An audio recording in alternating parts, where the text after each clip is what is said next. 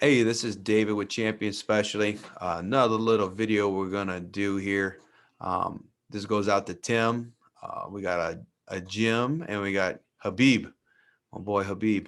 Um, what coverages do you need on your truck? It's a great question. One thing that determines it is definitely what you're doing. If you're the owner operator leased onto somebody, um, you're needing the non-trucking and physical damage. You sometimes call it bobtail. I call it non-trucking and physical damage. Non-trucking is when you're not under dispatch. You're probably going to be buying insurance from the carrier released on the MC number. They're going to give you a rate you're going to purchase, and then you're going to have your phys dam policy, which you're paying off. That's the value of your truck. If you total it out, you get a new one. As long as it's covered correctly and you didn't do anything fraudulent like light it on fire. Um, don't do that. Second situation, you have your MC.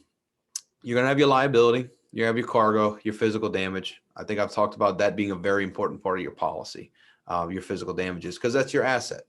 But the coverages that you're going to look at are going to be, you know, important. And the reason I say that, there's different coverages. You might have gap insurance. Gap, the difference in a loan. You want to have that if the bank wants you to have that. Why? Because you need it. They're telling you to take it, and that's, you have a claim. You're going to want to have that in place. Why pay the difference of something like that if it's part of something you can purchase and pay it off? Let's see. Are there savings involved with the deductibles? There are savings involved. It's kind of up to you on what you want. It's a risk. It's kind of like going, I won't say the casino, but it's a gamble. Um, I'm going to do a 2,500 deductible and save $1,000 from the 1,000 deductible in hopes that I don't get in an accident, and that's $1,000 that goes back into my pocket. You get in an accident, you're paying a 2,500 deductible. So it's a bit of a risk, but you can gauge it. Take it if you feel that's your thing. If you feel like you're fine with that, take it. Let's see the next one from Habib. What you got here, boss? If you have a lien on your truck, does it affect your insurance rate? Not really, not at all. The only thing it affects is that they're stating the truck needs to be valued at $40,000. You have to have it at $40,000. They said 25, 25. If it's paid off, you can put it at $1 if you wanted to, but you're not going to get much coverage for it.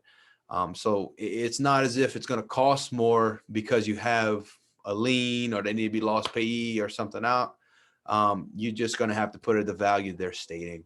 And that's the difference in that. The bank wants to be lost payee additional insured to see you're covered, to show that they actually own the truck until you pay it off. When you pay it off, you own it outright. The check goes to you in the damage situation, and you get to cash it.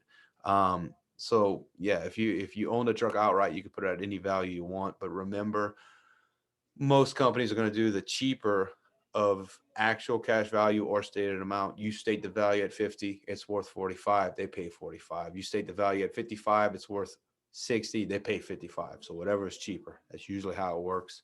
So you want to put it somewhere right close. If it's $1,000 off, it really doesn't change the price that much. So this is David a Champion. Once again, thank you guys. Drive safe.